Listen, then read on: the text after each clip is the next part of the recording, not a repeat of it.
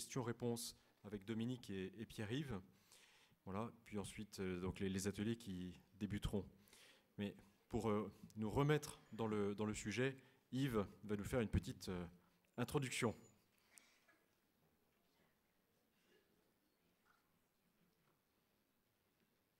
Oui, voilà. Ce matin, c'était trop intense. J'ai pas eu le temps de dessiner. Il fallait que je prenne des notes tout le temps. Alors, pour ça, j'ai quand même récupéré un dessin qui va nous remettre dans l'ambiance de ce que je ressentais à la fin de l'intervention de ce matin. C'est un dessin qui était dans le cadre de Famille chrétienne, mais après qui était... vous allez entendre une chronique radio qui s'appelle Le Clin d'yeux de Guézou, qu'on peut entendre sur Radio Ecclésia ou entendre sur le net. Donc ça vous donnera un petit aperçu. Donc je vous demande vraiment d'imaginer le dessin. Je dessine avec un micro, ce qui n'est pas évident. Et essayez d'imaginer le dessin et vous le verrez apparaître tout à la fin de l'émission. Voilà.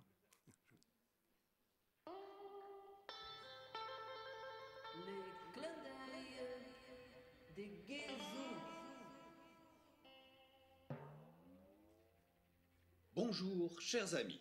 Alors cette semaine, j'ai la joie de vous emmener faire un voyage inoubliable pour un pèlerinage paroissial en autocar à travers de magnifiques paysages de montagne, le tout autour d'un dessin tiré de tout ce que vous avez toujours voulu savoir sur les cathos sans jamais oser le demander, qui est paru aux presses de la Renaissance. Et il s'agit d'ailleurs du dessin de couverture de l'album. Cela nous permettra d'aborder le sujet sensible de la Providence, qui passe parfois par des voies apparemment complètement détournées ou inattendues, et qui de ce fait pourrait en déconcerter plus d'un. Comme le disait sainte Thérèse, tout est grâce. Oui, tout, absolument tout. Bah oui, c'est sûr que c'est difficile à accepter ou à admettre parfois dans les cas de souffrance extrême. Mais pourtant, de tout et absolument tout, Dieu peut tirer un bien. Une catastrophe, aux yeux de notre monde limité, peut devenir une planche de salut extraordinaire. Nous avons tendance à oublier que la vie n'est qu'un passage, un souffle au regard de l'éternité, qui a cependant son importance, car elle est l'examen d'entrée dans la vie éternelle. Mais venons-en au vif du sujet. Nous partons donc en car pour un pèlerinage.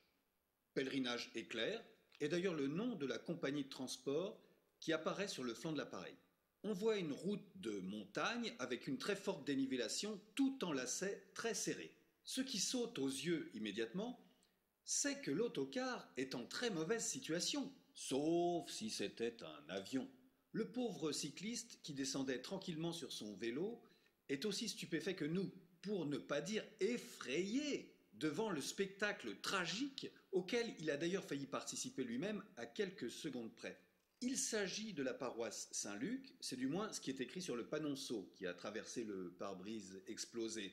On peut imaginer que le chauffeur a dû perdre successivement le contrôle du véhicule et un virage à un moment donné, car, à l'heure qu'il est, il descend en ligne droite, rebondissant de plus en plus haut en traversant à la perpendiculaire les différents paliers de la route. Il est accompagné joyeusement dans sa chute par 2 roues perdues plus haut, ainsi qu'une ribambelle de cailloux de toute taille et toutes sortes d'objets de pèlerins jaillis de l'intérieur de l'habitacle. Le chauffeur, dans sa panique indescriptible, son véhicule étant à présent complètement dans les airs, face au vide vertigineux qui à présent s'ouvre sous lui, en a lâché le volant. Debout derrière lui et lui tournant le dos, face aux paroissiens pèlerins, le curé semble parfaitement serein et s'adresse à eux qui, a priori, malgré leurs efforts, ont du mal à conserver le même sang-froid et à puiser dans l'espérance la même tranquillité. Et ils chantent tous en chœur, éperdument, non sans quelques trémolos dans la voix, pour se donner du courage. Plus près de toi, mon Dieu,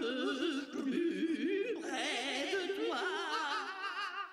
Le curé, les bras grands ouverts, complètement en dehors du tragique de la situation, et tout emballé, déclare à ses ouailles: Mes frères, réjouissons-nous, car Philippe, notre chauffeur, vient de m'avouer que pour la première fois, il sent le désir de prier.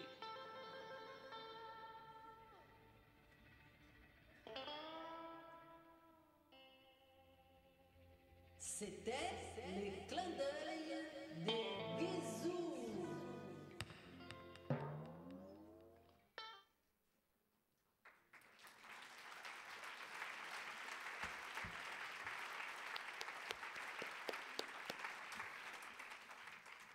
Merci, parce que là, vraiment, vous êtes à nouveau dans le bain. J'ai même pas à faire un petit résumé. Nous y sommes. Alors, cela dit, on ne va pas reparler du constat, vous l'avez en résumé, mais on va se poser plusieurs questions. La première question, assez simple, pourquoi ne fait-on rien ou si peu? La deuxième question, c'est quelle est la responsabilité, dans la situation que nous connaissons, du christianisme? Si l'on entend toute une certaine littérature, nous serions les fauteurs de tous les troubles. Vous verrez qu'effectivement, ce n'est quand même pas tout à fait le cas. Et puis on terminera en point d'orgue avec Laudato Si. Alors, première question. Pourquoi ne fait-on rien? Mais déjà, avant de répondre, et un peu pour dire pourquoi finalement, quand on sait tout ça, on peut garder quand même une certaine sérénité, je voudrais simplement vous raconter une petite anecdote. Ça s'est produit il y a 2 jours. En bon écolo, je me rendais à l'aéroport. Très tôt le matin, mon état était à peu près le suivant, une sorte de mare neuronale avec quelques synapses en activité. Et puis d'un seul coup, le chauffeur du taxi m'interpelle avec un très bel accent. Je ne sais pas si c'était arabe ou balkanique, mais en tout cas, il enchantait la langue française, je peux vous le dire, c'était très joli. Il me dit « Regardez, regardez le lever du soleil ». Et on s'est arrêté et on a regardé le lever du soleil. Et là, c'était une émotion, je vous assure, qui permet de digérer toutes les émotions négatives de ce matin. Et pensez à moi, c'est tous les jours que je les ressens. Et j'aimerais que le soleil se levât plusieurs fois par jour. Alors, pourquoi ne fait-on rien? Prendre un simple détail, une petite chose politique, on ne va pas y rester trop longtemps, rassurez-vous. Vous vous souvenez, la France a accueilli la COP21 en décembre. Le président de la République française a été le premier à signer, il y a quelques jours à New York, l'accord de Paris. Et en même temps, le même gouvernement français prend des décisions totalement contraires. J'en donnerai simplement quelques-unes. La première, c'est qu'il était décidé qu'on ne signerait pas les décrets d'application de la loi transition énergie. C'est quand même bizarre si on veut effectivement être exemplaire dans le domaine. Vous savez, Notre-Dame-des-Landes, pas très cohérent avec la COP 21, la signature du traité de commerce transatlantique, etc. Et j'en passe. Alors, sommes-nous vraiment méchants? Sommes-nous suicidaires? Eh bien, je ne crois pas. Je crois que là, on est vraiment pris au piège de notre propre anthropologie. Imaginez un chasseur-cueilleur. Donc remontez quand même quelques milliers d'années. Et puis, imaginez un écolo de l'époque qui interpelle ce chasseur-cueilleur et qui lui dit « Fais vraiment attention. Là, exactement où tu es, dans 15 ans, va passer un mammouth. » Ça ne va pas ébranler notre chasseur-cueilleur. Et au-delà de l'anecdote, il y a quelque chose là, une remarque qui est forte, c'est-à-dire qu'en fait, nous autres humains, tant qu'on reste dans les considérations abstraites, des graphes, des propos, etc., on enregistre mal les choses. Et en tout cas, ça ne nous fait pas bouger. Imaginez le même écolo disant au chasseur-cueilleur « Attention, regarde derrière toi ». Et là, vous entendez les pas s'approchant très rapidement du mammouth, il ne va pas demander son reste, il va partir tout de suite. Eh bien, c'est un petit peu la situation dans laquelle on est. Je vous l'ai dit, j'ai attiré votre attention ce matin sur cet aspect-là. Tous les indicateurs que nous avons en termes de crise globale, entre guillemets crise, vous en souvenez, environnementale, sont tous très abstraits.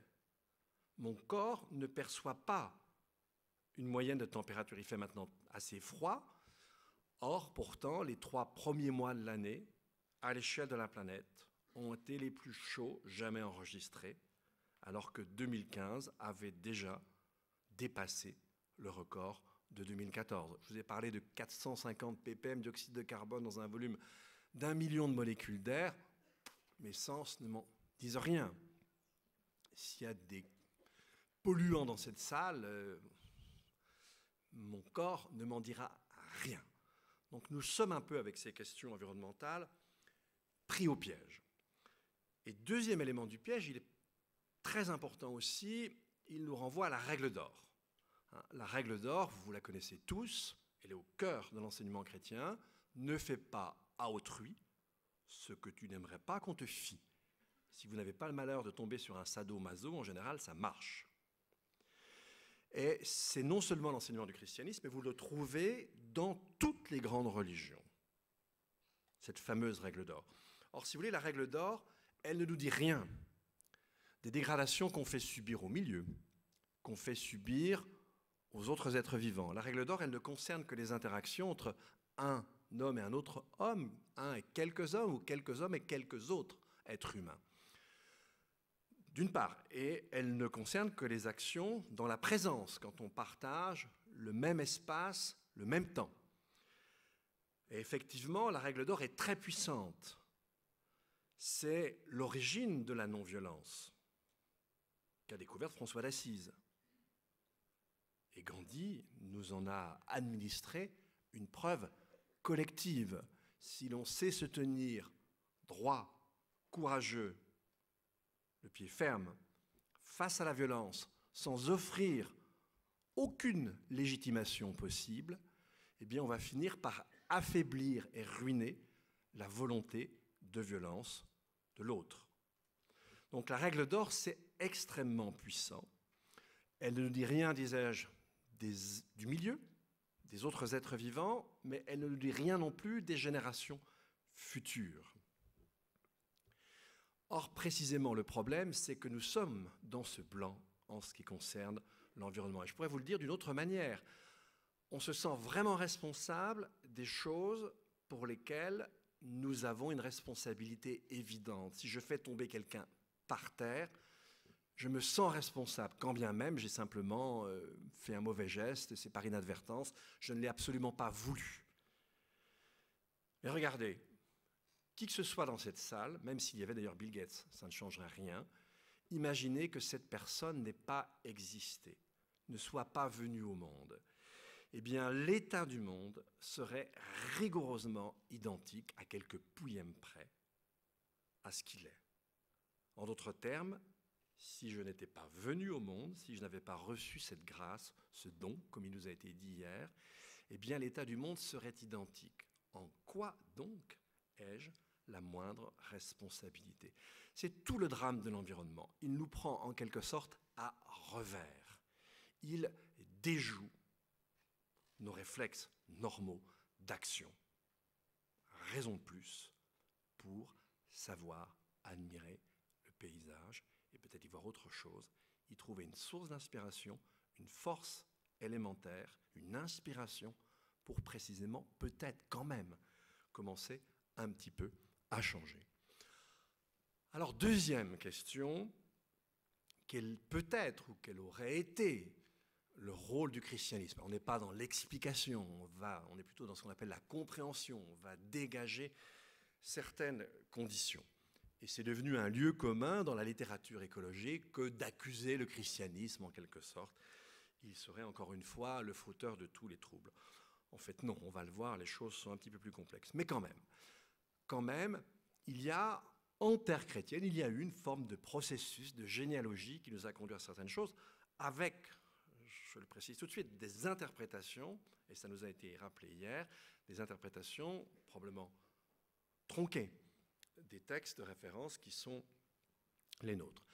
Mais pour vous faire comprendre l'originalité de nos relations à la nature aujourd'hui, je vais avoir recours à un anthropologue français qui est très connu, qui s'appelle Philippe Descola.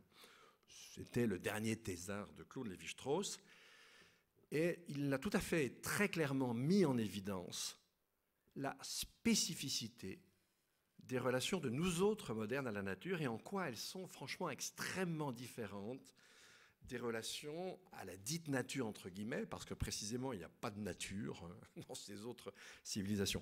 Son point de départ est très clair et très simple. Dans tous les peuples, de tous les temps,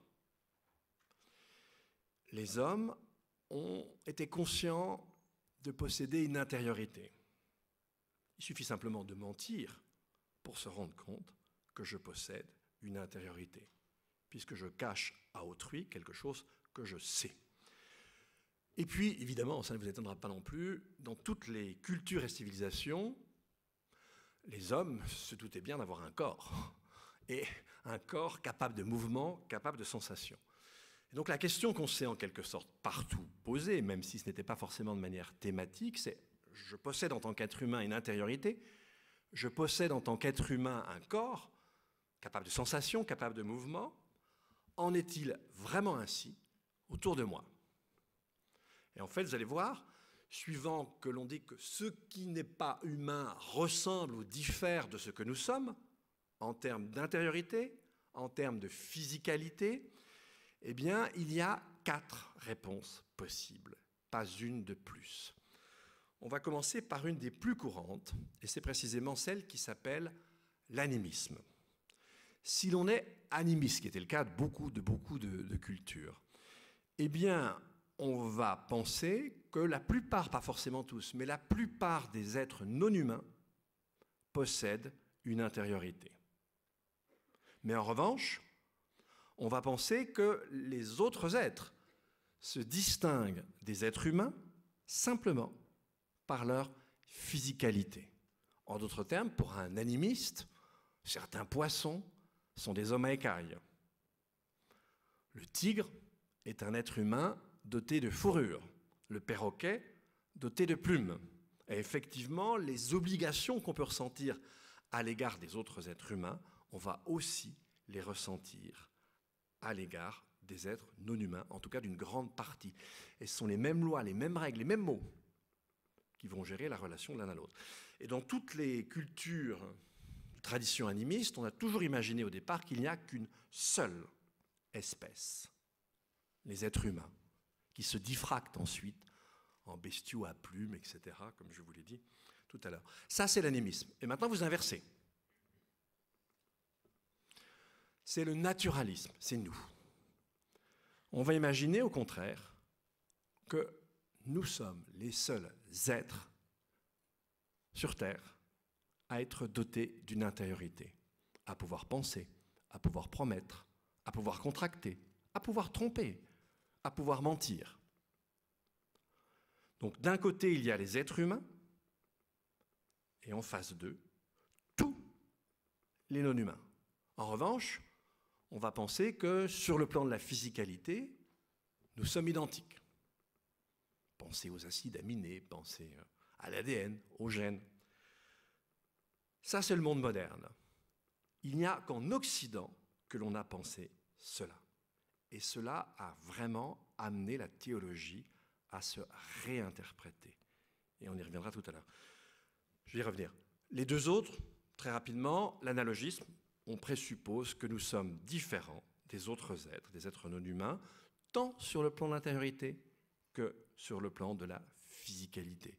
Et donc on peut faire des analogies entre certains groupes, mais il n'y a rien de systématique. Et puis vous avez le totémisme, selon lequel on pense que nous sommes identiques, tant en termes d'intériorité qu'en termes de physicalité. Il n'y a pas d'autre posture possible.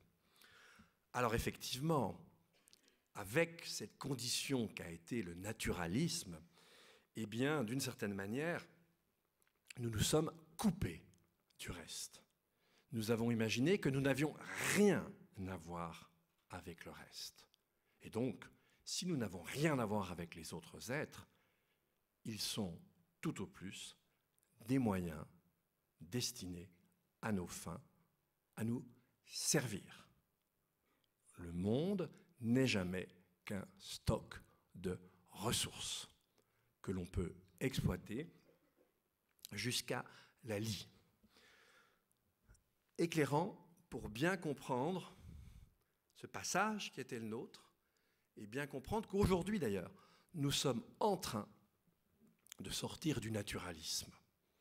Darwin, toute l'éthologie par exemple nous a montré que les distinctions classiques entre l'homme et l'animal, le langage, la culture, le maniement des outils, n'était pas aussi simple qu'on le croyait, que chaque fois la différence, elle passe sur le langage, sur les outils, sur la culture, en tout cas, quelque chose qui ressemble. On pourrait au moins parler de protoculture. Je donne un simple exemple qui a été observé dans les années 50 au Japon, où des éthologues ont pu voir devant eux une invention simiesque.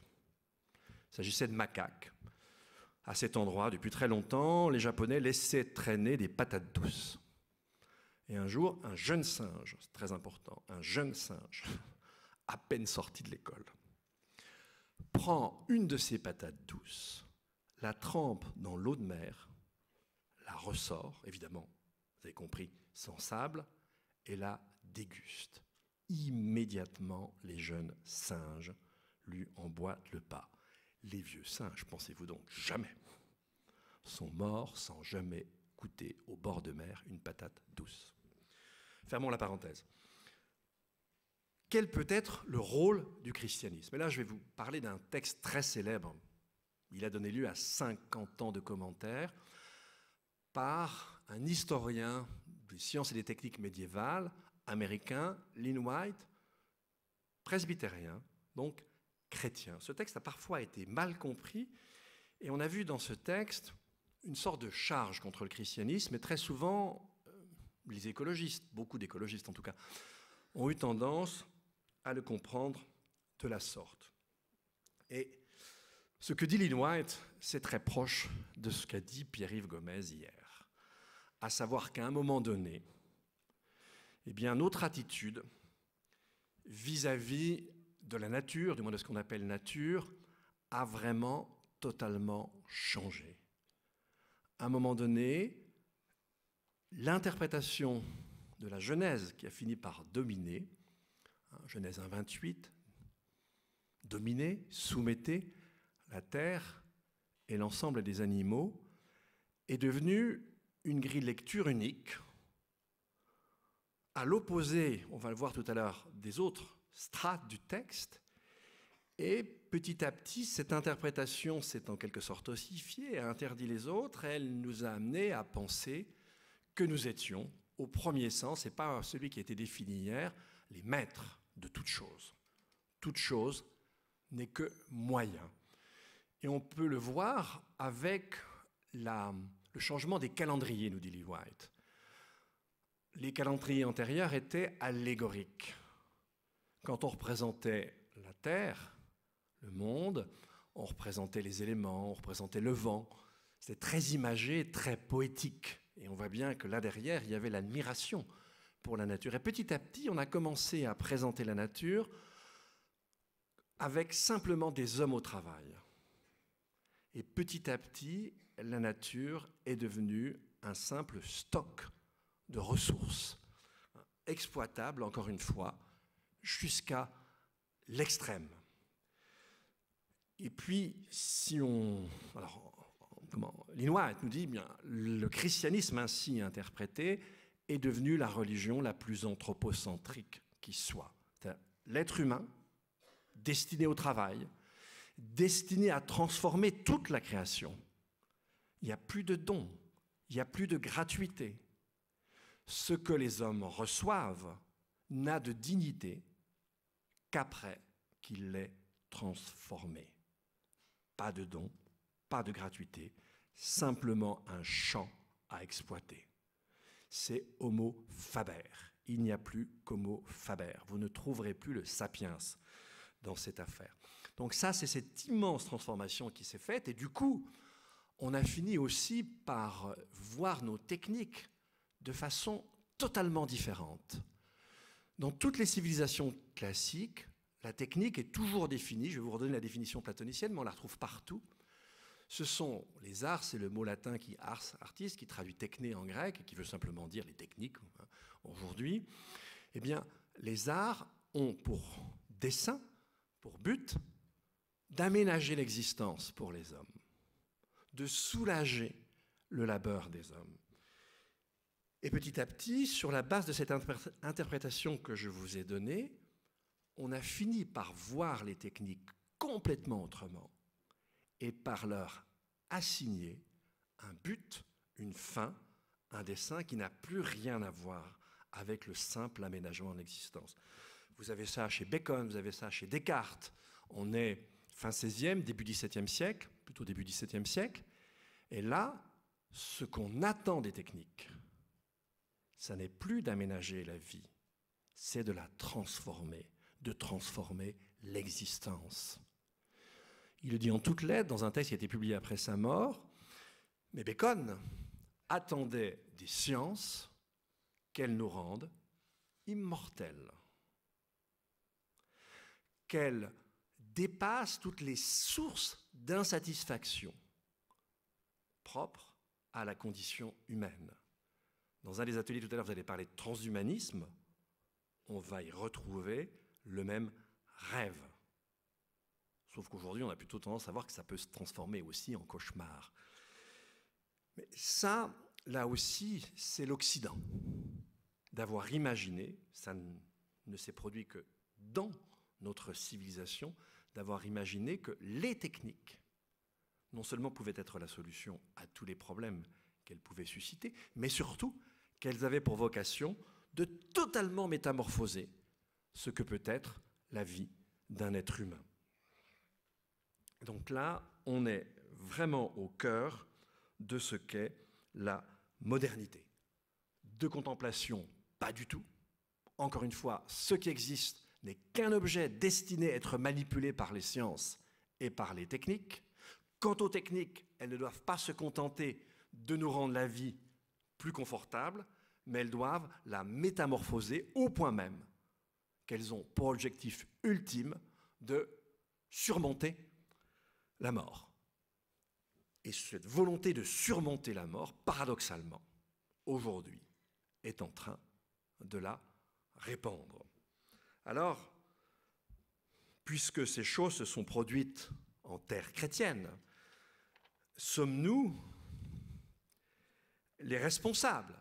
En d'autres termes, on a pris au pied de la lettre, sans l'équilibrer, sans l'articuler à d'autres propos, l'idée d'imago Dei. Dans certains cas, avec le transhumanisme, on veut même carrément de transformer l'être humain en Dieu. Le grand projet, c'est de créer une vie qu'on ne contrôle pas. C'est de créer une intelligence qu'on ne contrôlera plus. C'est un fantasme divin. Et effectivement, c'est nous autres, au sein de notre civilisation, qui l'avons engendré. Eh bien, je dirais que Laudato Si, c'est la réponse à toutes ces critiques. C'est la réponse juste, fondée, équilibrée, non seulement à ces critiques, mais à la situation difficile dans laquelle nous nous sommes, en quelque sorte, enfoncés. Et pour vous montrer en quoi il en va bien ainsi, eh bien, je vais vous rappeler, en dehors de Laudato Si, mais vous verrez qu'on va les retrouver, les 3 interprétations de la Genèse qu'ont beaucoup débattu les penseurs de l'écologie. Et en leur donnant les noms qu'on leur donne traditionnellement. La première interprétation, c'est celle qui se fonde sur Genèse 1,28. Toutes les 3 ont un fondement scripturaire dans les Écritures. Et c'est évidemment l'interprétation despotique. Selon cette interprétation, les hommes ont pour vocation de dominer et donc d'exploiter jusqu'au bout toute la nature, qui n'est encore une fois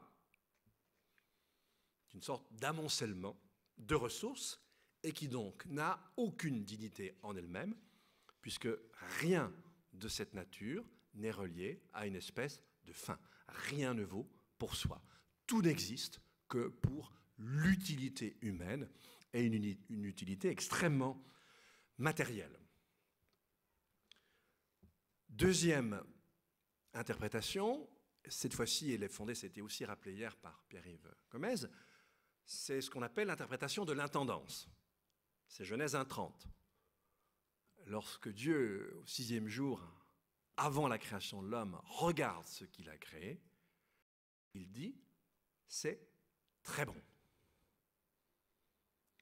C'est très bon, ça veut dire quoi? Attention, c'est dit avant même la création du couple humain. Avant même que les hommes n'adviennent, Dieu dit de ce qu'il a créé, c'est très bon. En d'autres termes, ce qu'il a créé a sa dignité propre avant même l'existence des êtres humains. En d'autres termes, on rejoint là un motif de combat des éthiques environnementales des années 70-70 jusqu'à maintenant, qui est ce qu'on appelle la valeur intrinsèque. Effectivement, la nature vaut pour elle-même. Les êtres non humains ont une valeur en eux-mêmes. Ils méritent notre respect. Et pourquoi? Parce qu'ils ont inspiré le respect de Dieu lui-même face à sa propre création. Ça va très loin si on prend au sérieux cette idée que la vie non humaine vaut pour elle-même. Cela tempère notre volonté de l'exploiter. Cela ne l'annihile pas, mais la tempère est évidemment la limite. Et puis troisième interprétation possible, ces penseurs de l'écologie l'ont appelée l'interprétation citoyenne. Elle est fondée sur le fait qu'Adam nous renvoie à la terre. On a parlé d'humus, d'humilité, d'humanité. Eh bien, effectivement, l'espèce humaine est tirée du tuf général. Elle est donc, à ce titre, à l'égal des autres. Alors, ce n'est pas que François d'Assise, en qui Lin White, dont j'ai parlé tout à l'heure, voyait, et c'est lui le premier à l'avoir dit, mais pas avec l'autorité évidemment du pape ultérieurement, mais c'est le patron de l'écologie. Parce que cette interprétation citoyenne, qui nous sort plus encore que l'interprétation de l'intendance d'une certaine forme d'anthropocentrisme, qui ne nie pas non plus l'imago Dei, bien sûr, il faut articuler tous les trois, eh bien, elle est vraiment au cœur de cette sensibilité-là. Mais en fait, elle n'est pas franciscaine. Vous la retrouvez dans toute la patristique. C'est quelque chose qui appartient au christianisme et que l'interprétation post-cartésienne du christianisme, avec le naturalisme dont je vous ai parlé tout à l'heure, nous a amené à nier ou au moins à minorer. Et quand vous regardez Laudato Si, c'est extrêmement clair. Le cœur de l'interprétation se trouve au milieu, au centre, dans l'interprétation de l'intendance. Elle est très fortement réaffirmée par le pape François. Mais, nous dit-il, il ajoute à ce fondement de la nouvelle interprétation la sensibilité franciscaine, l'interprétation citoyenne. Et lorsqu'on a les deux, on peut relire évidemment différemment. Il ne s'agit pas de l'avouer aux gémonies, mais on donne un tout autre sens à Genèse 1, 28.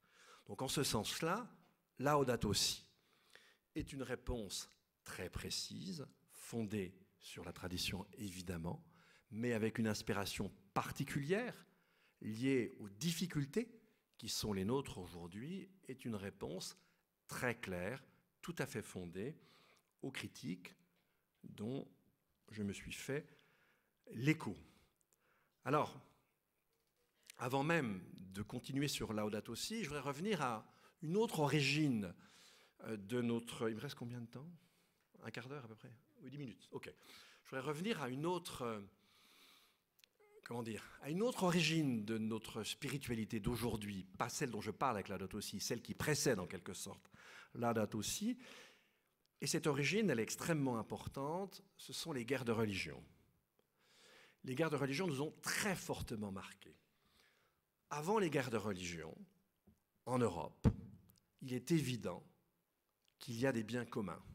Tout le droit d'ailleurs est fondé sur la préservation des biens communs, et la propriété est essentiellement une propriété feuilletée, collective. Rares sont les propriétés, à proprement parler, individuelles. Et donc c'est une évidence qu'au sein d'une société, il y a un ou des biens communs sans doute, Et en tout cas, il y a une finalité supérieure vers laquelle la société est totalement tendue, c'est le salut. Or, les guerres de religion ont fini par nous convaincre que nous n'étions plus en mesure, en capacité de nous entendre sur les voies du salut. Et très rapidement, avec les guerres de religion bien sûr, et très rapidement, un athéisme qui a fini par croître s'est aussi affirmé au sein de la société. Et on voit très clairement dans ce qu'on appelle la philosophie du contrat, qui est vraiment au fondement de nos sociétés modernes, de nos institutions politiques modernes, on voit très clairement qu'effectivement la leçon a été retenue. Les hommes sont incapables de s'entendre, pensait-on, sur un bien commun. Et donc, la seule finalité qui peut exister est une finalité en creux, qui va finir par donner une spiritualité en creux. La seule chose sur laquelle nous sommes capables de nous entendre, c'est l'enrichissement matériel. Vous regardez chez tous les fondateurs, vous retrouvez, même chez Rousseau, de façon moins évidente quand même chez lui, mais vous allez retrouver ça. La seule finalité, c'est l'enrichissement matériel. Et effectivement, on va organiser la société de telle sorte que l'on s'enrichisse matériellement, et pas simplement en assouvissant les besoins premiers, fondamentaux, ceux qu'on ressent indépendamment de l'existence d'autrui, mais aussi les besoins relatifs, comme disait Keynes, ceux qu'on ressent que par la présence d'autrui, avec l'idée de rivalité avec autrui. Nos économies se sont emballées et parties dans un assouvissement absurde, infini, de tous nos caprices, qui aboutit à la réalité que je vous ai décrite ce matin. Or, cette spiritualité-là, la crise écologique, encore une fois avec des guillemets, ou plutôt la mutation que nous connaissons, est en train de nous en débarrasser. Force est de constater qu'il existe des biens communs, ceux dont on a constaté ce matin la forte dégradation. Et qu'on le veuille ou non, dans nos sociétés, nous allons devoir nous reposer la question suivante: qu'est-ce qu'être un être humain?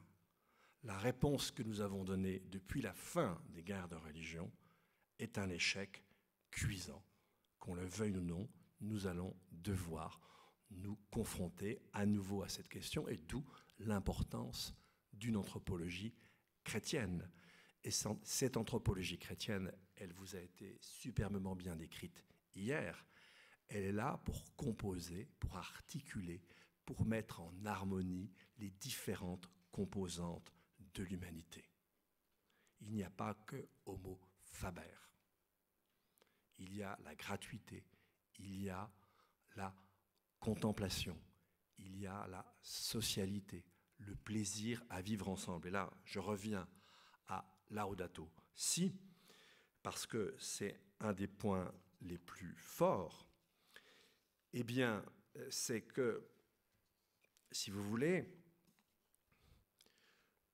l'espèce de traîne de tendance dans laquelle nous nous sommes abîmés nous a amenés à produire une pauvreté autour de nous, on pourrait dire débordante. Vous l'avez vu ce matin, notre civilisation appauvrit. Le système Terre en détruit toutes les ressources, et la même civilisation est en train de créer des écarts de richesse phénoménaux. Je vous redonne ce chiffre de l'ONG Oxfam que vous devez connaître. L'an dernier, les 62 personnes les plus fortunées au monde possédaient une fortune équivalente au revenu, attention, au revenu, il y a une asymétrie, au revenu des 3,5 milliards de personnes les plus pauvres sur Terre. Et donc effectivement, l'écologie intégrale, c'est à la fois de ne jamais séparer les aspects écologiques des aspects sociaux, ils ne sont jamais que le recto et le verso d'une même feuille de papier. Les écarts de richesse se produisent, débouchent sur des vulnérabilités écologiques. Et au bout du compte, ces vulnérabilités écologiques, comme d'ailleurs cette acquisition folle de fortune, fragilisent autant les riches que les pauvres. Et non seulement fragilisent autant les riches que les pauvres, mais nous amènent à une compréhension de notre propre condition humaine, de notre anthropologie, à une conception totalement atrophiée, où nous réduisons notre propre humanité à une sorte d'appétit matériel qu'on ne saurait assouvir sans fin, sans but, et qui finit par tout détruire autour de lui, tant notre humanité que notre enracinement terrestre, et tant, dirais-je, notre verticalité, car le consumérisme comme spiritualité, c'est la négation de toute verticalité humaine. Je vous remercie pour votre attention.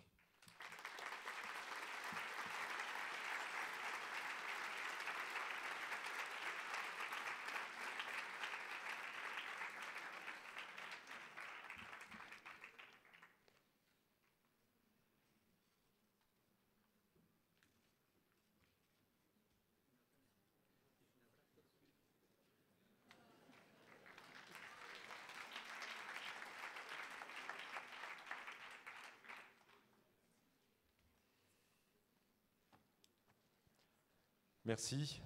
Merci Dominique. Merci Pierre-Yves aussi de nous rejoindre pour ce temps de questions-réponses. Donc la parole est à vous. Alors évidemment, vous vous doutez bien que nous ne pourrons vraisemblablement pas répondre à toutes les questions. Alors c'est toujours un exercice un petit peu difficile parce que certains d'entre nous vont repartir avec des questions sans réponse. Mais voilà, je sais que Dominique et Pierre-Yves sont ici encore jusqu'à demain. Donc n'hésitez pas à aller les voir, je pense qu'ils seront ravis de pouvoir discuter avec vous.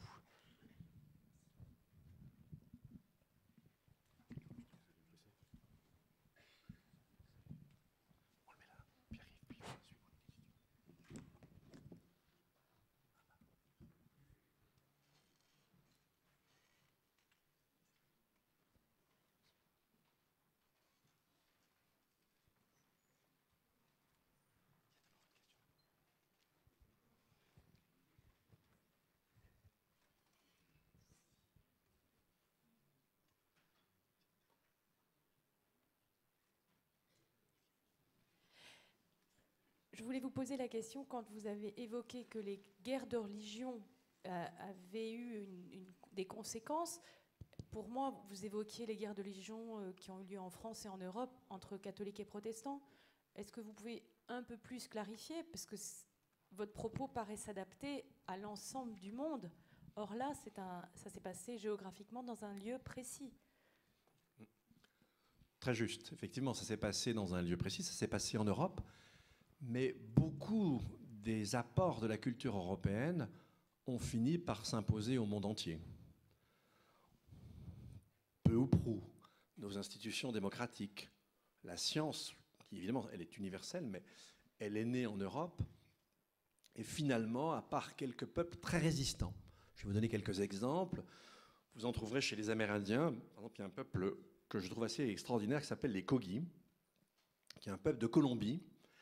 Et leur mission traditionnelle, c'est de sauver la terre. Donc ils ont vraiment du boulot. Mais surtout, ce que j'ai trouvé admirable chez les Kogi, c'est que comme beaucoup de peuples amérindiens, on les a quand même fait souffrir, enfin en tout cas nos aïeux à un moment donné, et encore aujourd'hui, ils sont victimes du trafic de drogue, souvent victimes au sens le plus fort du terme, et pourtant,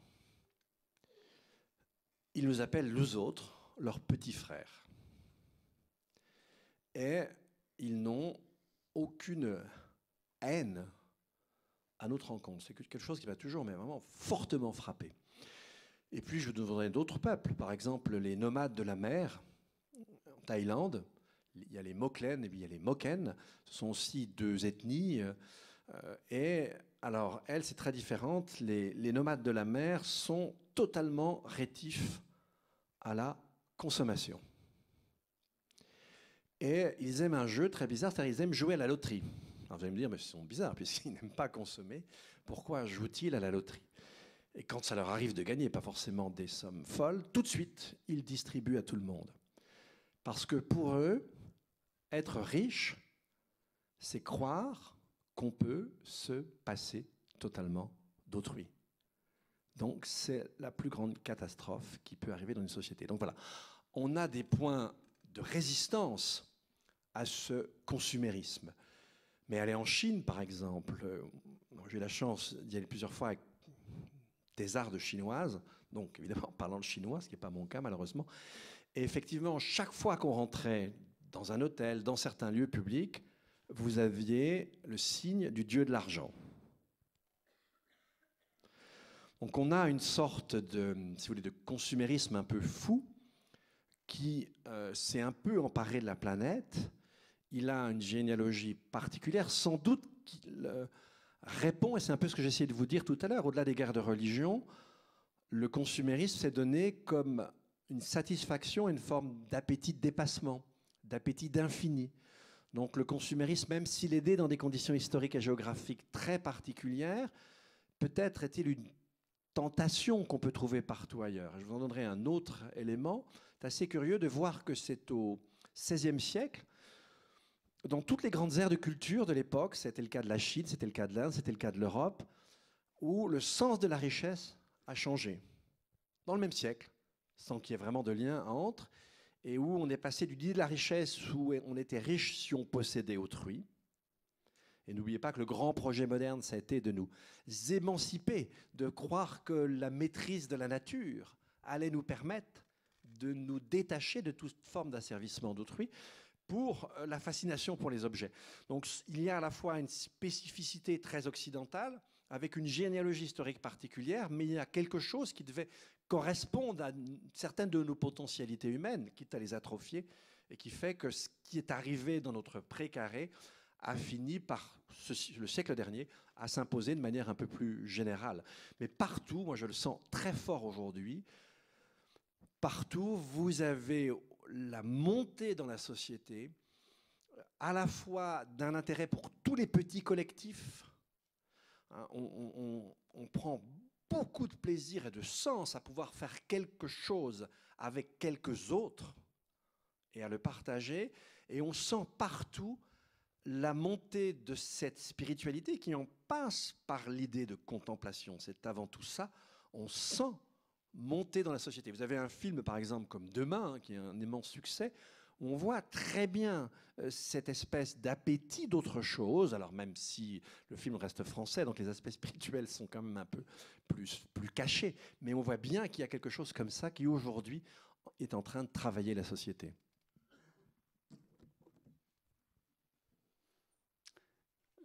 D'abord, je voulais vous remercier pour vos deux interventions, parce que c'était pour moi... on a parlé de gifle hier, voilà, c'était assez fort. Et surtout de ne pas avoir réduit les problématiques d'environnement au seul réchauffement climatique, dont on nous bassine un petit peu les oreilles tout le temps. Et il y a beaucoup d'autres problématiques qui sont tout aussi importantes. Je voulais vous poser une question concernant justement le constat qui était quand même assez noir de ce matin. Et moi, je n'ai pas encore tout digéré, tout intégré, mais j'ai quand même retenu quelque chose de très fort, qui était la corrélation entre tous les problèmes d'épuisement des ressources avec l'augmentation de la population. Et effectivement, les courbes sont tout à fait superposables. Et je me pose la question, donc je vous pose la question, que faire? Quand bien même nous arriverions à titre individuel ou même à titre collectif, dans le cadre de politiques volontaristes, à réduire très sensiblement nos consommations, donc 10%, 20%, 30%, 50%, ça ne résoudra pas le problème. C'est effectivement un des problèmes les plus épineux et les plus difficiles. Maintenant, l'impact de la démographie, il est variable suivant les paramètres qu'on considère. Il faut déjà un peu commencer par ça. Il y a un ratio presque direct, c'est-à-dire l'impact d'un individu est à peu près le même en termes de biodiversité. C'est facile à comprendre. Je ne vais pas boire 2 hectolitres le café le matin, 500 petits pains, 15 corbeilles de fruits, non. Que je sois riche ou pauvre, évidemment, ça ne sera pas exactement la même chose, on est d'accord, mais ça va rester dans une certaine forme de proportion. De même le repas de midi, de même le repas du soir. En revanche, ce que je viens de décrire comme absurde en termes d'impact sur la biodiversité, c'est bel et bien ce qu'on fait en termes de flux de matière et de flux d'énergie. Si je prends aujourd'hui une personne pauvre dans des pays comme l'Inde, etc., il y a une moyenne pour la partie la plus pauvre, c'est sans doute à peu près des émissions de 300 kg de CO2 par an. Si en revanche, je suis un homme très occupé et qui doit, pour des raisons professionnelles, prendre l'avion plusieurs fois par semaine et parfois faire le tour de la planète au moins une fois par semaine, je vais arriver grosso modo à 200 tonnes peut-être de carbone. Et donc du coup, les écarts sont gigantesques. Et si on regarde au jour d'aujourd'hui, c'est 10% de la population qui sont responsables, par exemple, pour les émissions de gaz à effet de serre, de 50%. Donc on a vraiment... c'est compliqué la démographie parce que suivant les paramètres qu'on considère, les effets ne sont pas les mêmes. Mais le fait qu'on assiste, ce que je vous ai dit ce matin, à un effondrement des populations sauvages, c'est la conséquence directe de notre démographie. Et donc voilà, on est confronté à ce problème qui est un problème très épineux. Alors, il est en quelque sorte en train de changer. Et si on se projette sur le futur, on risque d'être dans une situation très très différente. Là, on s'attend à ce que la population humaine continue à monter jusque vers le milieu du siècle. Et on s'attend, alors toujours compliqué de dire ces choses-là, mais à ce que ce qui se passe dans les pays industriels se passe ailleurs. Et d'ailleurs, ça se passe déjà largement au-delà des pays industriels. Un pays comme la Tunisie est passé de 6 enfants par femme à moins de 2 enfants par femme.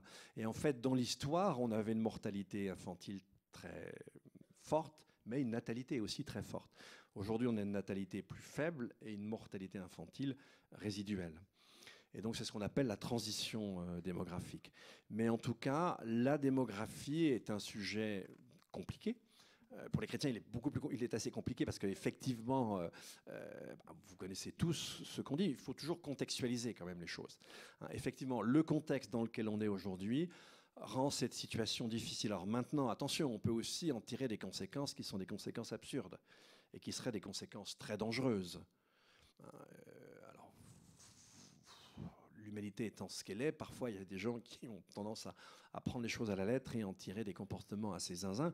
On pourrait très bien imaginer un terrorisme démographique, par exemple. Certains êtres humains sont suffisamment complexes pour arriver à ce genre de folie. Voilà, donc on est sur un sujet très délicat, très difficile, mais déjà la première chose, c'est bien de serrer les questions. Mais c'est sûr que là, on a quand même un poids démographique de l'humanité. Je voulais rappeler ce matin ce qu'on appelle l'Anthropocène, l'ère dans laquelle on entre, où nous commençons à devenir une véritable force géologique. On en a eu le fantasme au XIXe siècle, mais maintenant, ça n'est plus un fantasme. Chaque année, les hommes charrient plus de gravats que toutes les forces de l'érosion réunies, par exemple. Et je ne l'ai pas dit ce matin, mais la fonte de l'inland sea du Groenland, des glaciers islandais, ça change un peu l'isostasie des continents. Et puis, ça a un petit effet tout petit sur la tectonique des plaques, donc sur les activités volcaniques et sur les tremblements de terre. Mais c'est minuscule et ça ne devrait pas être plus important. Mais voilà, qu'on le veuille ou non, nous sommes des animaux et en tant qu'animaux, à partir d'un certain seuil numérique, eh bien, il y a des conséquences qui n'existeraient pas si on n'avait pas franchi ce seuil. Ça fait partie des défis, et des défis les plus importants, parce qu'il nous met en contradiction, il met en contradiction des valeurs différentes et extrêmement importantes. Je rajouterai juste, Dominique a tout dit, je rajouterai simplement en tant qu'économiste que effectivement la transition démographique a commencé beaucoup plus tôt qu'on le pensait en Afrique. Et donc, il est probable que la population commence à baisser à partir de 2050. Ça, c'est les projections des démographes actuels. Mais que l'économiste vous dira, l'économiste que je suis vous dira que ça va nous poser encore plus de problèmes parce que tout le système social est fondé sur le paiement de la rente des plus anciens par ceux qui sont en activité. Et donc, il y a un moment qui est très difficile sur le plan économique, c'est lorsque la population va se mettre à diminuer. Il y aura moins d'entrée sur le marché du travail. Bon, c'est compliqué. Pour vous dire, c'est très compliqué. C'est très compliqué, mais en fait, on s'est mis là-dedans. Et moi, je serais tendance à dire qu'on pose toujours cette question démographique qui est la réponse, comme tu dis, de terroriste serait de dire, ah ben oui, c'est vrai, ben repassons à 1. Le problème n'existera plus. Ça veut dire que les 9 seront, je sais pas, vous imaginez. La question de l'homme responsable, et je ne dis même pas du chrétien, de l'homme responsable, c'est de se dire qu'est-ce qu'on fait avec 10 milliards. Nous avons à traiter ce problème aujourd'hui. Et évidemment, si on se projette avec l'économie d'aujourd'hui, avec notre consommation d'aujourd'hui en particulier, sur une tendance de 10 milliards, ce qu'on a fait depuis maintenant 100 ans. On ne s'est pas posé la question de savoir si on pouvait accumuler à l'infini la consommation de 10 à 100, à 1000, à 10 milliards, comme si c'était la même tendance. Bah, évidemment, si on continue cette tendance, c'est même pas qu'il va falloir qu'on change, c'est que c'est juste pas possible.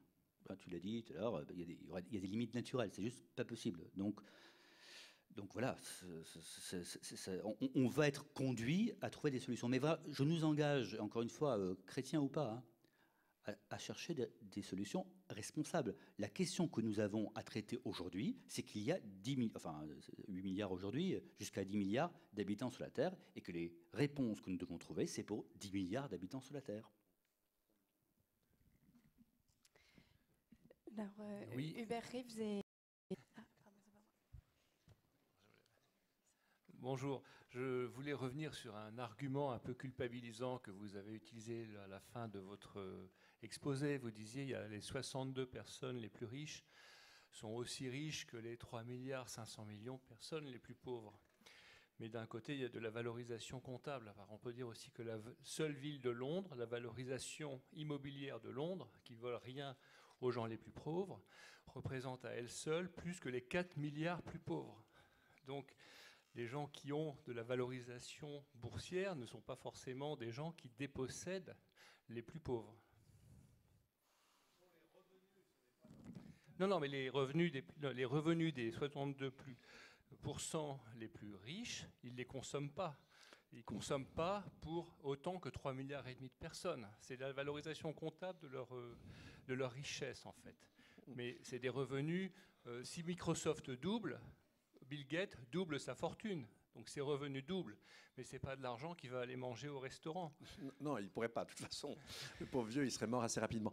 Non, j'ai bien insisté sur l'asymétrie de la comparaison, hein, je l'ai souligné.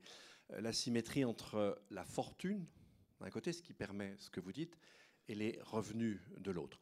En revanche, si on prend les émissions carbone, là, on est sur la consommation. Et c'est ce que je vous ai dit, 10% de la population est sur 50% des émissions. Donc là, c'est vraiment les conduites, les comportements. Alors, elles peuvent avoir des raisons, bien sûr. Mais donc, cette dissymétrie, elle est aussi forte si je la prends autrement. C'est vrai, il y a le biais de la fortune et de la capitalisation qui fait que ça change bien. Mais comme vous le savez, aujourd'hui, un des problèmes qu'on a, c'est qu'on a des masses d'argent qui ne s'investissent pas dans l'économie et notamment pas dans la conversion écologique, énergétique de notre économie. Et puis, ça, c'est une forme de pauvreté. Effectivement, dans Laudato Si, il ne faut jamais oublier que à la fois la pauvreté a son sens traditionnel, hein, de l'absence d'argent, dans un premier temps, mais il y a d'autres formes de pauvreté. Hein, et quand on regarde, par exemple, les travaux d'un spécialiste de la santé publique anglais comme Wilkinson, il nous montre que les écarts trop forts de richesse sont nuisibles pour les aménités de l'existence, même des plus riches. Et donc il y a une forme, si vous voulez, d'avidité qui est aussi une forme de pauvreté. En tout cas, c'est une pauvreté extrême, en l'occurrence du jugement. Donc faisons bien aussi attention à la polysémie du terme pauvreté. Là, j'ai focalisé un petit peu sur les questions de richesse parce que dans certains cas, elles vont être connectées à des questions de viabilité et même de vie tout court. Mais encore une fois, l'argent, le plus important, c'est ce qu'on en fait. On peut en avoir un usage généreux, on peut en avoir un usage pingre. on peut en avoir un usage destructeur. Je n'ai pas voulu rentrer dans toute la complexité de la chose. Enfin, alors là, je crois que c'est important de rappeler, parce qu'on cite toujours ce chiffre, et qu'on compare, tu l'as dit, hein, qu'on compare des choses très différentes, hein, vous avez tout à fait raison. Hein. On compare du stock et du flux, on compare du patrimoine avec du revenu. Donc effectivement, si quelqu'un possède des actions d'une entreprise, elles sont cotées, mais il n'a pas le revenu. Donc, pour autant, il faut être prudent avec ça quand on dit... pour autant, ça dit quelque chose de très juste, que tu viens de dire d'une autre façon, qui est très original dans notre histoire, hein, c'est la concentration du pouvoir économique. Parce que malgré tout, ce chiffre nous dit, même un peu par analogie, hein, nous dit qu'un peu de pouvoir concentre beaucoup de possibilités d'action. Et que c'est un sujet qu'on n'a pas du tout traité, parce qu'on ne veut pas tout traiter, c'est un sujet qui caractérise notre économie moderne, c'est la tendance à ce que les moyens de production soient de plus en plus concentrés, d'où des volumes de plus en plus importants, d'où des actions très importantes. Donc tout ce qui s'est passé sur la consommation, c'est parce qu'on a beaucoup concentré. Pour être très simple, hein, une petite usine, elle fabrique, 10 petites usines fabriquent 1000, mais une très grande usine, ça s'appelle les économies d'échelle, va fabriquer 100 000. Donc il va falloir écouler 100 000. Et donc plus on concentre, et plus il faut écouler, plus il faut consommer. Donc je pense que c'est très juste, hein, de rappeler, attention, quand on te dit de tels chiffres, mais quand même, ça nous dit quelque chose sur une société qui concentre de plus en plus, vous voyez, autour de peu de personnes. Moi, j'ai envie de poser une question, je vous en ai posé une, mais parce que ça me vient maintenant. C'est pas une question, j'étais en accord tellement avec ce qu'a dit Dominique que je suis en train d'écrire un bouquin, on vous l'a dit tout à l'heure, sur un peu tout ça, et le lien entre le travail et la perte du sens du travail. Bon. Et là, je ne suis pas d'accord avec toi sur un point quand même, c'est sur le mot Faber. Parce que je crois pas que ce soit je pense pas que l'opposition soit entre travail et contemplation, mais entre travail et consommation, que tu as d'ailleurs abordé dans la réponse aux questions. En fait, moi je pense que plus on s'approprie son travail, et plus on donne du sens à son travail, et plus on se pose la question des finalités. Et que c'est précisément parce que l'être humain, pour 1000 raisons qu'on ne peut pas évoquer aujourd'hui, maintenant, mais a été dépossédé du sens de son travail, qui n'est plus Homo sapiens, à la limite qui n'est plus qu'Homo faber, qui n'est plus Homo sapiens, l'homme qui est sage relativement à ce qu'il fait. En revanche, il est homo consommateur, il est devenu un consommateur. C'est-à-dire qu'en fait, le sujet de l'économie, c'est comment écouler les milliards de produits et de services que nous fabriquons. Et plus on concentre, plus on en fabrique, plus il faut écouler. Et alors quand on est passé de 1 milliard en 1900 à 10 milliards à aujourd'hui, vous imaginez que le nombre de milliards d'objets que nous fabriquons... Enfin pour moi, en tout cas, c'est la thèse que je défends, mais... C'est au contraire, il faut s'approprier le travail, c'est l'inverse. Il faut s'approprier le travail parce qu'alors on s'approprie le sens. C'est le travail qui nous met au monde. C'est parce que je plante un arbre que je suis au monde, acteur de la création. Hein, c'est dépendant de la doctrine sociale de l'Église, c'est acteur de la création, en charge de la création. C'est les deux en même temps. C'est le travail qui nous fait acteur de la création. Or, c'est précisément parce qu'on a perdu le sens du travail comme acteur de la création qu'on s'est attaqué, en fait. C'est même pas qu'on s'est attaqué, c'est qu'on n'a plus vu le soin de la création. On n'a plus vu que la consommation. Nous sommes des consommateurs. Il faut consommer, il faut consommer. Bon. Et toutes le tableau que tu nous as adressé ce matin, j'ai dit à Dominique, dans mon bouquin, j'avais oublié un chapitre sur ça. Je vais les rajouter. Merci Seigneur. Laudato si. Voilà, ça me rajoute un chapitre au manuscrit, mais il faut bien montrer que cette consommation, sa limite, elle la trouve par elle-même. C'est-à-dire qu'on épuise, on absorbe, on est en train de siphonner et tout pour continuer non pas à travailler plus, mais à consommer plus. Vous voyez, voilà, pour le dire en un mot, réapproprions-nous le sens de notre travail, ce qui est tellement perdu en entreprise aujourd'hui, tellement perdu, enfin très souvent perdu dans... Hein, pourquoi on fait ça, mais pourquoi au plus vite temps, pourquoi... Je cite une responsable marketing d'une très grande firme internationale qui me dit « Notre souci, c'est de passer de 500 millions à 1 milliard de clients en 10 ans. » De 500 millions à 1 milliard de clients en 10 ans, mais le nombre de produits, je ne dis pas quel produit c'est parce que vous avez retrouvé l'entreprise, le nombre de produits qu'il faut fabriquer, mais tout ça, vous voyez, c'est pas nous allons travailler et ce bonheur de travailler, c'est nous allons devoir trouver 1 milliard de consommateurs, enfin 500 millions de consommateurs en plus, c'est la Chine en gros, consommateurs en plus. Moi je crois que la grande rupture de la modernité, c'était la transformation précisément de l'homo faber sapiens, l'homme qui fabrique à travers de la création, mais intelligent, qui voit la création et qui la contemple, en homo consommateur, l'homme qui trouve son bonheur, son plaisir, enfin son bonheur artificiel et son plaisir en consommant toujours plus, voilà, par défaut de sens du travail. Si tu permets, juste, mais je suis d'accord avec toi, hein, complètement. Et en fait, celui qui va nous mettre totalement d'accord, c'est Saint Benoît dans sa règle. Parce que c'était une révolution gigantesque par rapport aux Grecs, mais laborare est orare. Et donc, le travail peut être une contemplation. Et ça, c'est vraiment le fondement de l'anthropologie chrétienne. Alors, moi, j'avais pas tant en tête, mais je me suis mal exprimé, j'en suis désolé, pas autant le travail que la fabrication et le côté magie de la technique dans la fabrication. Et c'est ça, quand je parle d'homo faber, c'est le type qui, le week-end, va passer son samedi à passer sa tondeuse, quoi, d'une certaine manière. Bon, il a raison de passer sa tondeuse, mais bon. Mais il y a une certaine manière de regarder la nature. Il n'a plus, c'est fini. C'est-à-dire qu'il y a quelque chose en lui qui a été atrophié. Et donc, effectivement, on peut aussi le retrouver par le travail. Alors, nous pourrions passer encore tout l'après-midi avec Pierre-Yves et Dominique, vous voyez comme ils sont passionnés. Donc une dernière question rapide, éventuellement une dernière réponse rapide, et puis après nous allons rejoindre les ateliers pour continuer à nous émerveiller auprès de différents thèmes. Déjà, merci beaucoup pour ces enseignements. Vous êtes des personnes qui nous mettez vraiment en marche, vous nous mettez en chemin. Donc vous êtes un peu des Jean-Baptiste, vous criez dans le désert. J'espère qu'on vous entend tous. En tout cas, ici, on est tous convaincus et on est des aides de contribution. Donc, on voudrait vraiment contribuer, être là et faire des choses. Il y a eu Al Gore, il y a eu Hubert Reeves, il y a eu Nicolas Hulot. Maintenant, il y a Pierre-Yves Gomez, Dominique Bourg. Il y a aussi beaucoup le pape François. Merci à eux. Vous êtes tous des aides vraiment lanceurs d'alerte. Et on a besoin de vous. On a besoin que les médias parlent de vous. Moi, je ne veux pas du tout voir à la télé Secret Story. Moi, je n'ai plus la télé depuis 3 ans et je m'en porte très bien, malheureusement. Mais il n'y a rien à voir. C'est creux, c'est insipide. Enfin, voilà. Donc, j'ai besoin de voir des gens comme vous dans les médias. Merci, Pierre-Yves, d'être dans Le Monde, d'avoir une tribune, un blog. Merci à tous les deux de tout ce que vous faites sur les réseaux sociaux. C'est hyper important d'être visible. Et moi, je trouve qu'on a besoin d'être...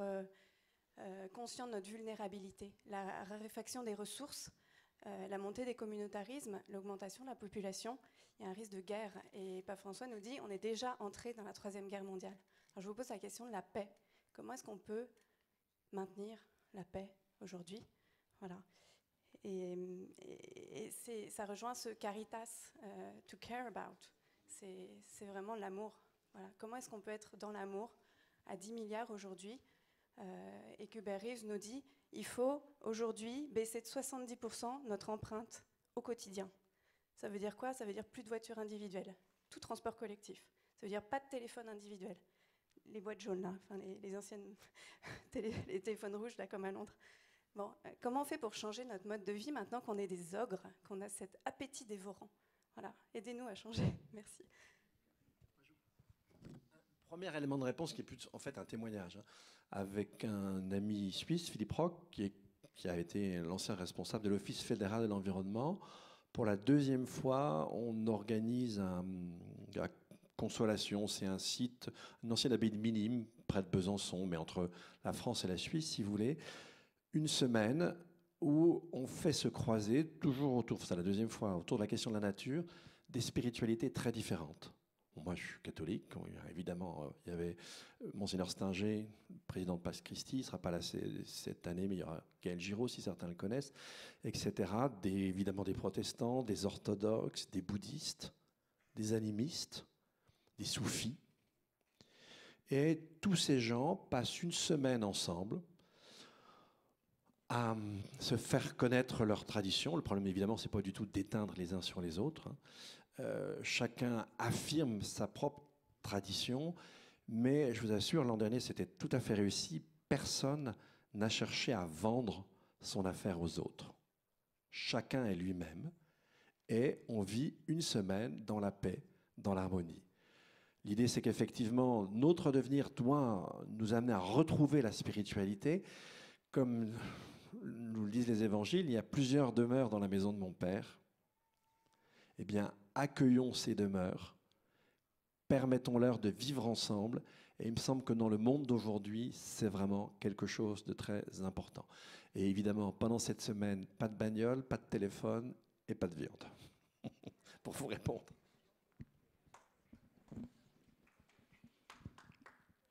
Je vais aussi vous livrer un témoignage personnel. Vous savez peut-être que j'ai eu le bonheur de rencontrer assez longuement le pape François il y a 2 mois exactement, avec un petit groupe de Français, donc pour une discussion à bâton rompu qui a duré 1h30 sur la situation mondiale. Et il y a eu un moment qui pour moi a été extrêmement fort, mais je vais vous laisser sur une frustration. Hein. Je vous le dis par avance, parce que je ne veux pas vous faire mal. Extrêmement fort. C'est qu'on est un petit groupe, il y avait des jeunes, un jeune admirable, qui dit « Saint-Père, le Seigneur nous demande d'aimer nos ennemis. Mais pour aimer nos ennemis, il faut qu'ils aient un visage. Quel est pour vous le visage de nos ennemis ?» Alors la frustration, c'est que je ne vous donnerai pas la réponse du pape. Et je vais vous dire pourquoi je ne vous donnerai pas. Je vous invite à méditer cette question. Je trouve cette question du jeune, moi je ne sais pas comment tu en penses, mais elle est admirable, quoi. Nous devons avoir des ennemis. Nous devons désigner nos ennemis. Et avec des visages. Parce que nous avons à les aimer. Mais pour autant, ce sont des ennemis. Et une grande difficulté aujourd'hui, c'est qu'on ne sait pas désigner nos ennemis. Voyons, il y a des idées vagues. Mais qui il faut convaincre, se battre et aimer? Parce que la grandeur du christianisme, c'est bête ce que je dis, c'est ce que nous dit le Seigneur, c'est aime tes ennemis. Donc ça, je ne sais pas. Mais alors, je vous dis je vous invite à méditer qui sont mes ennemis pour que je puisse les aimer. Et puis 2, je ne vous donne pas la réponse du pape parce que je crois que cette question est plus intéressante que la réponse du pape, qui nous a donné une réponse comme ça spontanée. Mais je crois qu'à chacun de nous peut répondre à votre question. De nous dire, mais contre qui je veux me battre avec amour? Me battre parce que nous sommes des hommes qui devons nous battre. Je suis désolé, mais il y a des choses, des injustices, il y a des choses qu'on ne peut pas accepter, qui méritent notre engagement et notre combat. Et le plus, qui est le grand, avec amour. Voilà, je vous invite à répondre à la place du pape. Puis un jour, peut-être, je vous donnerai la réponse du pape.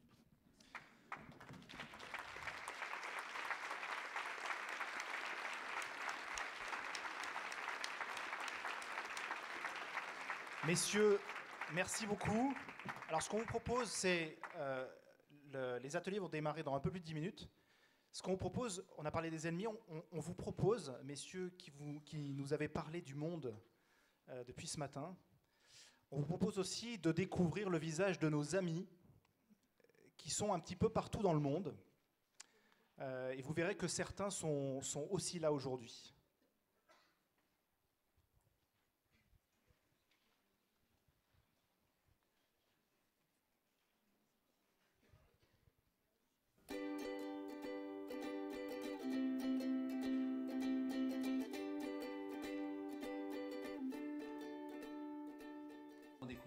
À New York il y a 6 ans.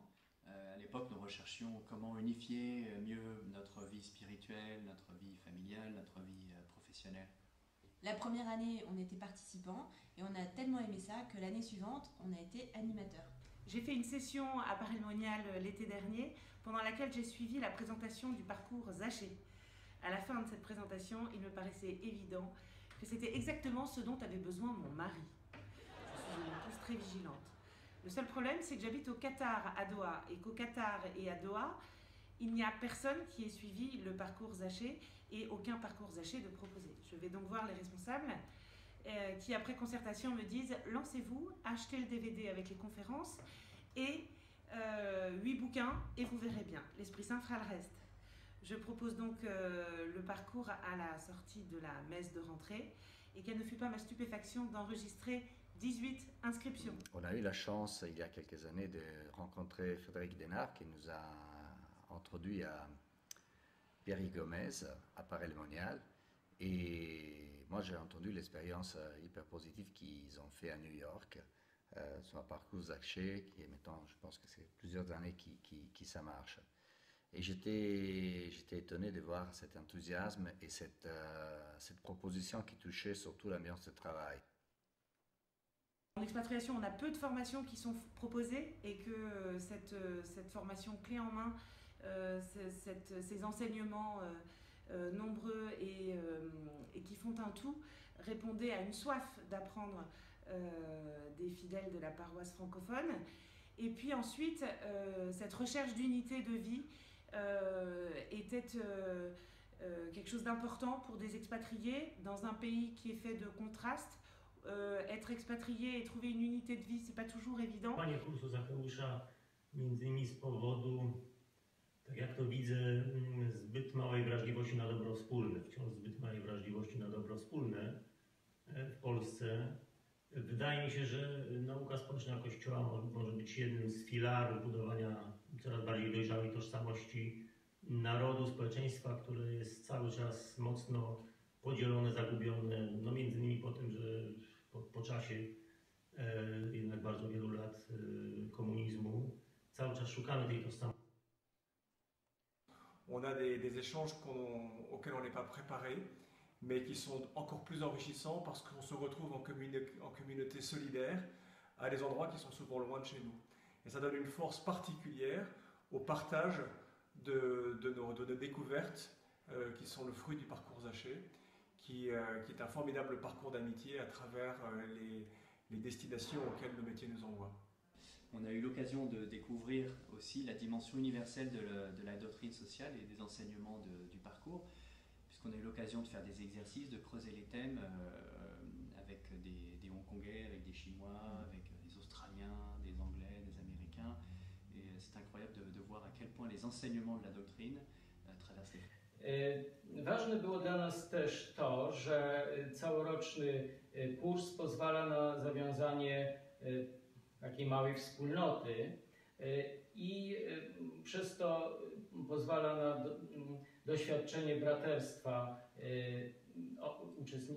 uczestniczących w niej osób. Ça m'a fait prendre conscience de comment je pourrais demain améliorer la pratique de ma foi au quotidien et de façon très concrète.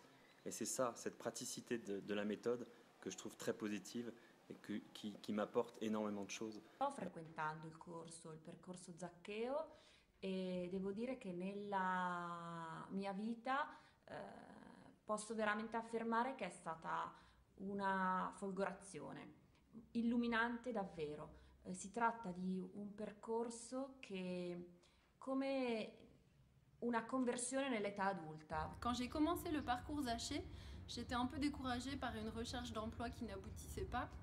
Et la réflexion du parcours m'a permis de vraiment mieux comprendre quelle pouvait être la place de chaque personne dans la société en fonction de sa situation. Enfin, ça m'a beaucoup frappé le premier enseignement qui disait que nous sommes tous co-créateurs du monde. Et c'est vraiment enthousiasmant, ça donne des ailes. Ça a été le repos. En fait, c'est plutôt les complémentaires. Autour du travail, le thème du repos et de se déprendre de l'activité. On est confronté à des populations qui n'ont pas accès à des propriétés, notamment à toutes ces propriétés qu'on dénomme de futiles, comme futiles dans la méthode, auxquelles on a accès beaucoup dans nos pays développés. Ici, évidemment, les populations n'ont pas accès à toutes ces propriétés, mais ce n'est pas pour autant, et on s'en rend bien compte, que ces populations ne sont pas heureuses. Do lepszego przyjrzenia się naszemu budżetowi domowemu, żeby ocenić, czy dobrze wydajemy pieniądze. Nie wszystkie zmiany udało nam się jeszcze wprowadzić, ale cieszę się, że zrobiliśmy ten pierwszy krok. Ja natomiast zwróciłam uwagę na dobra zbyteczne. Zrobiłam ich przegląd w domu i następnie przekazałam różnym osobom potrzebującym, które bardzo się ucieszyły z tych darów, które dostały. Mon thème préféré, c'est celui de l'autorité, l'autorité juste, ajustée, parce que je suis aussi enseignante en discipline positive, et aussi bien en tant que parent ou en tant qu'enseignant. Je trouve que l'enseignement de Zaché remet l'autorité à sa juste place. Le parcours Zaché, c'est quand même une expérience extraordinaire. Extraordinaire parce qu'il y a un avant et un après. Et vraiment, ce qu'on vit à travers les enseignements et surtout à travers les exercices, lors des moments de partage, ça change complètement la vision qu'on a des relations humaines, des relations dans le travail, de la vie en famille. C'est vraiment une expérience à conseiller à tout le monde. On a réuni cette année tous les participants des 3 derniers parcours Zaché sur Hong Kong pour une soirée spéciale écologie spirituelle, Laudato Si, qui était menée par une chevronnée de l'environnement et qui a été très intéressante. On est tous repartis avec des pistes très concrètes pour être des chrétiens engagés et à notre mesure sauver la planète comme nous le demande le pape François. Ouais, ça pourrait presque être un 9e thème du parcours Zaché. Ça pourrait.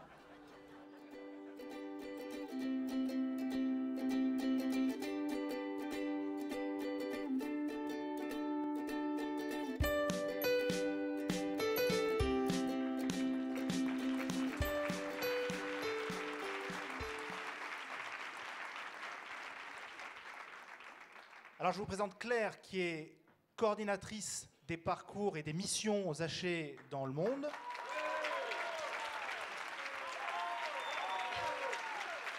Je vous présente Philippe Malavo qui est donc responsable Zaché avec sa femme Sophie qui n'est pas là pour la France. Alors Claire va vous dire 2 petits mots par rapport au parcours dont on parle beaucoup. Alors, on a vu hier qu'il y avait une majorité qui avait fait un parcours, mais donc tout le monde ne l'a pas suivi. Malheureusement, on n'a pas le temps de le présenter vraiment en détail maintenant, parce que vous avez les ateliers. On voulait simplement vous dire que le mieux, en fait, c'est d'aller interroger ceux qui ont fait un parcours. Ils vous en parleront mieux que nous. Et donc voilà, n'hésitez pas à aller échanger avec les uns les autres. Et sinon, demain, on aura un stand, comme on vous disait, un stand Zaché entre 11h30 et 12h30. Donc n'hésitez pas à venir nous voir. Et même entre-temps, tous ceux qui ont des t-shirts comme celui-là, peuvent répondre à vos questions. Voilà, alors les missions Zaché, c'est quoi? Ce sont les parcours, on vient d'en parler. C'est aussi le forum, ce sont les deux missions phares. Mais il y a pas mal d'autres choses. Vous avez vu en fait que les parcours, ce n'est pas que les parcours en France, c'est les parcours dans le monde entier. C'est aussi le souci que nous avons de faire le lien, de tisser ces liens entre tous ceux qui ont déjà fait le parcours, ces amis de Zaché, qui est le nom de cette newsletter qui a été lancée cette année, pour faire le lien, pour créer ce lien, pour vous remettre dans cette dynamique dans laquelle vous vous êtes inscrite, cette dynamique de transformation, ce que vous avez vécu. C'est pour nous remettre en route. C'est également, et on l'a fait, c'était un pari qu'on a fait il y a 2 mois, de lancer cette plateforme en ligne pour aller rejoindre toutes celles et tous ceux qui, en France et dans le monde, ne pouvaient pas venir au forum. Voilà, et je pourrais vous en citer encore d'autres. Il y en a une dernière qu'on a peut-être aussi découverte, parce que c'est aussi quelque chose qu'on sème, mais ensuite le relais est pris. On a découvert qu'en répondant à l'appel de nos amis polonais qui souhaitaient lancer les parcours en Pologne il y a 2 ans, ce week-end où nous avons formé 5 jeunes Polonais qui avaient ce projet-là. Et puis aujourd'hui, vous les avez vus en ligne, et aujourd'hui, ils sont venus de Varsovie, ils sont là, il y en a 4 qui sont là. Et avec... voilà, levez-vous. Levez-vous, levez-vous. Voilà, voilà. Voilà.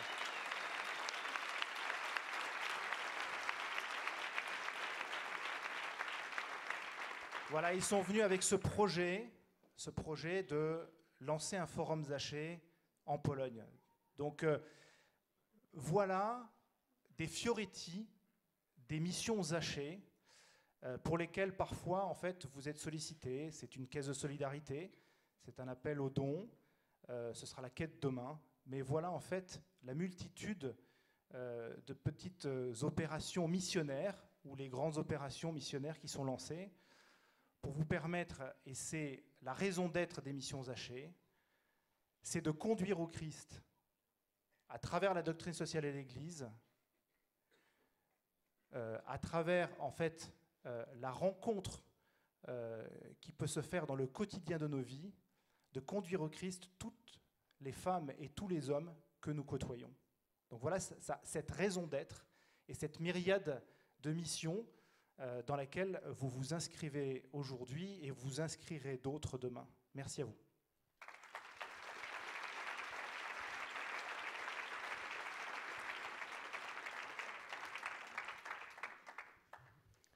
Voilà, merci de rejoindre vos ateliers sans tarder, mais évidemment pas dans la précipitation, pour qu'on puisse continuer la suite de notre journée.